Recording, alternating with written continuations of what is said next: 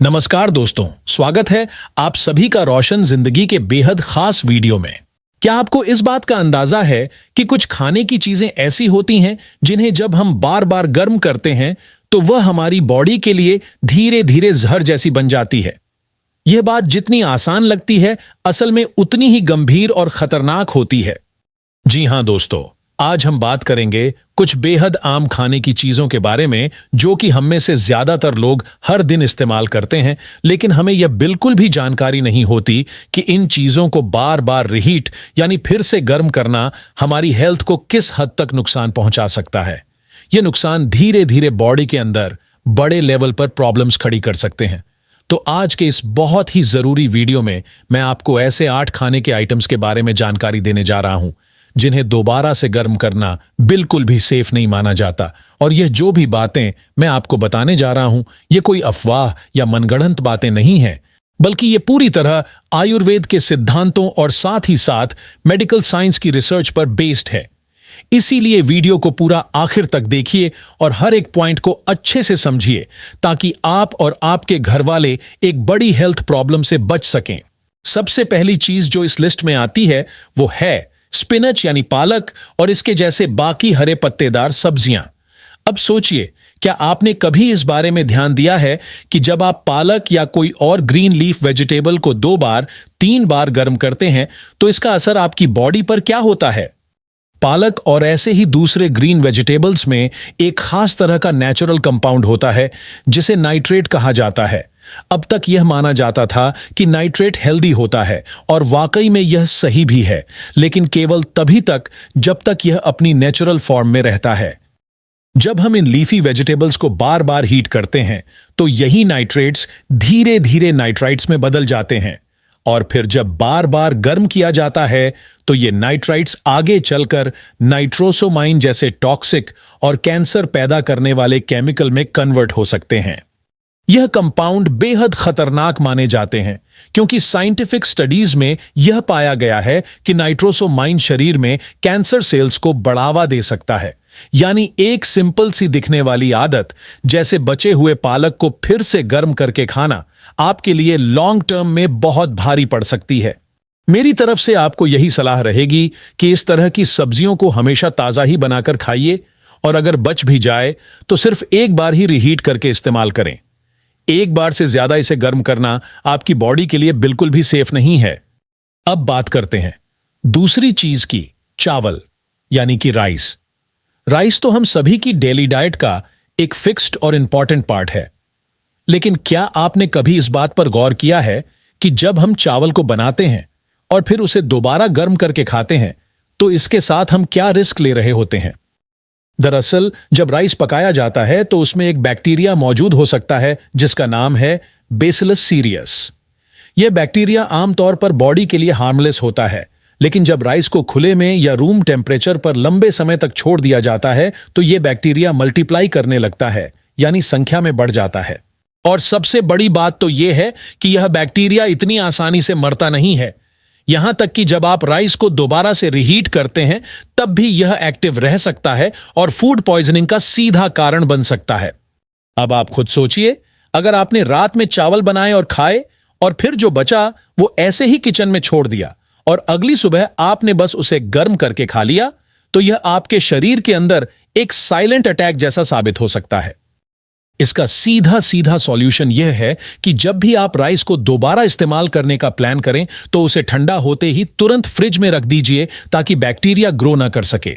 और जब भी गर्म करें कोशिश कीजिए कि सिर्फ एक ही बार गर्म करें और तुरंत खा लें। बार बार गर्म करके खाना बिल्कुल अवॉइड करें। तीसरी चीज है आलू। आलू एक ऐसी सब्जी है जो शायद ही किसी घर में न बनती हो, चाहे फ्राई फॉर्म हो या सब्जी के रूप में।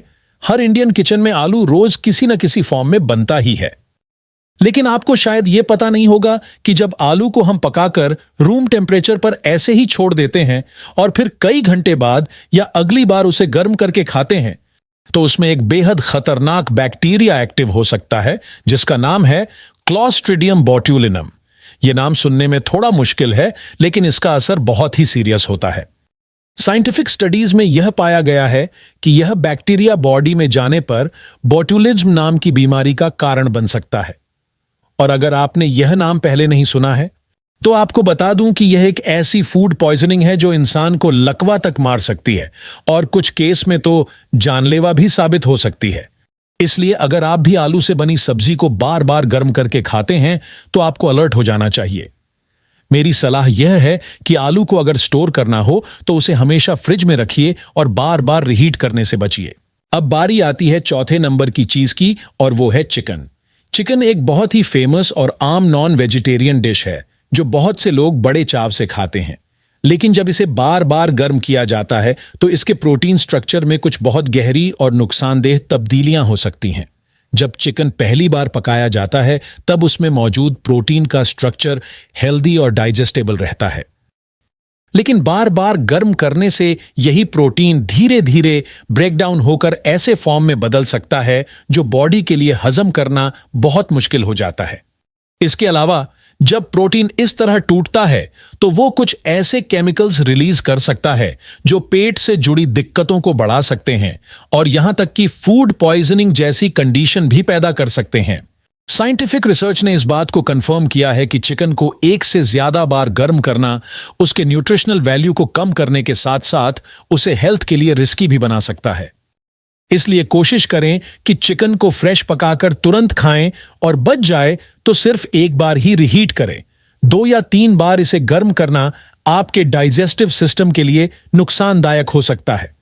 दोस्तों, जैसे चिकन में बार बार हीटिंग करने से उसके प्रोटीन स्ट्रक्चर में बदलाव आता है, ठीक उसी तरह अंडा यानी एग भी एक ऐसा फूड आइटम है जिसमें भरपूर मात्रा में प्रोटीन पाया जाता है और जो हमारी हेल्थ के लिए बहुत फायदेमंद माना जाता है। लेकिन अगर आप इस अंडे को एक से ज्यादा बार गर्म करते हैं तो इसके अंदर मौजूद जो नेचुरल प्रोटीन होते हैं वो धीरे धीरे डिनेचुरेट हो जाते हैं, यानी उनका जो नेचुरल स्ट्रक्चर होता है वो पूरी तरह से बिगड़ जाता है और इसी वजह से ये डाइजेशन सिस्टम को खराब करने लगते हैं। खास तौर पर उन लोगों को जो पहले से ही गैस, इंडाइजेशन या एसिडिटी से परेशान हैं, उनके लिए बार बार गर्म किया गया अंडा भारी पड़ सकता है। इसलिए मेरी आपको यही सलाह है कि अंडे को एक बार पकाकर उसी टाइम खा लेना चाहिए और अगर बच भी जाए तो ज्यादा से ज्यादा एक बार ही हल्के टेम्परेचर पर गर्म करके खा लें। लेकिन बार बार इसको दोबारा हीट करना आपकी हेल्थ को नुकसान पहुंचा सकता है। अब अगली चीज की बारी आती है और वो है मशरूम। दोस्तों, मशरूम्स नेचर का एक गिफ्ट है जो न केवल खाने में बहुत स्वादिष्ट होते हैं बल्कि हेल्थ के नजरिए से भी बहुत ही बेनिफिशियल माने जाते हैं। लेकिन इनकी जो डेलिकेट यानी नाजुक नेचर होती है वो इन्हें रीहीटिंग के लिए उपयुक्त नहीं बनाती। जब हम मशरूम को पहली बार पकाते हैं तो ये एक स्पेशल फ्लेवर और स्पंजी टेक्सचर देते हैं जो खाने को मजेदार बना देते हैं। लेकिन अगर आप वही मशरूम्स को फिर से गर्म करते हैं तो उनमें मौजूद जो नेचुरल प्रोटीन और एंजाइम्स होते हैं वो धीरे धीरे टूटने यानी डिग्रेड होने लगते हैं और ये डिग्रेडेशन ही पेट में गैस, ब्लोटिंग, भारीपन और इंडाइजेशन जैसी प्रॉब्लम्स पैदा करता है। कुछ रिसर्च पेपर्स में यह भी पाया गया है कि रीहीटेड मशरूम खाने से कई बार लोगों को पेट दर्द, मिचली या उल्टी तक की शिकायत हो जाती है। इसलिए अगर आप मशरूम को इस्तेमाल करना चाहते हैं तो सबसे सही तरीका यही है कि उसे ताजा पकाएं और उसी वक्त खा लें। और अगर आपको किसी कारणवश उसे रीहीट करना ही पड़े तो बहुत ही लो टेम्परेचर पर और बहुत ही कम समय के लिए हीट करें ताकि उसमें जो न्यूट्रिशन है वो बरकरार रह सके और आपकी बॉडी को किसी तरह का नुकसान ना हो। अब हम आते हैं 7वें नंबर की चीज पर जो है कुकिंग ऑयल। अब देखिए, कुकिंग ऑयल हर एक किचन का बेसिक और जरूरी हिस्सा है। बिना तेल के तो हम में से ज्यादातर लोग खाना बनाने की सोच भी नहीं सकते। लेकिन क्या आप जानते हैं कि अगर हम एक ही तेल को बार बार गर्म करते हैं, खास तौर पर डीप फ्राइंग के लिए, तो उस तेल में बहुत ही खतरनाक ट्रांस फैट्स बनने लगते हैं। जब एक ही तेल को बहुत बार गर्म किया जाता है तो उसके अंदर के नेचुरल ऑयल मॉलिक्यूल्स की केमिकल स्ट्रक्चर में बदलाव आ जाता है जिसकी वजह से ट्रांस फैट्स बनते हैं। और ट्रांस फैट्स दोस्तों सबसे ज्यादा हार्मफुल टाइप के फैट्स माने जाते हैं। ये हमारी नसों में जाकर जमने लगते हैं और धीरे धीरे ब्लड सर्कुलेशन को रोक देते हैं। इसका नतीजा यह होता है कि हार्ट में ब्लॉकेज बनना शुरू हो जाता है जो आगे चलकर हार्ट अटैक या स्ट्रोक का कारण बन सकता है। तो सोचिए, आपने समोसे या पकौड़े तलने के लिए तेल को बहुत बार यूज कर लिया और जो बच गया वो दोबारा से यूज करने की सोची। ये छोटी सी गलती आपकी फैमिली की हेल्थ को बहुत बड़ा नुकसान पहुंचा सकती है। इसलिए मेरा सजेशन यह है कि अगर आप तेल को दोबारा यूज करना चाहते हैं तो सिर्फ 1 या 2 बार ही करें, वो भी लिमिटेड अमाउंट में।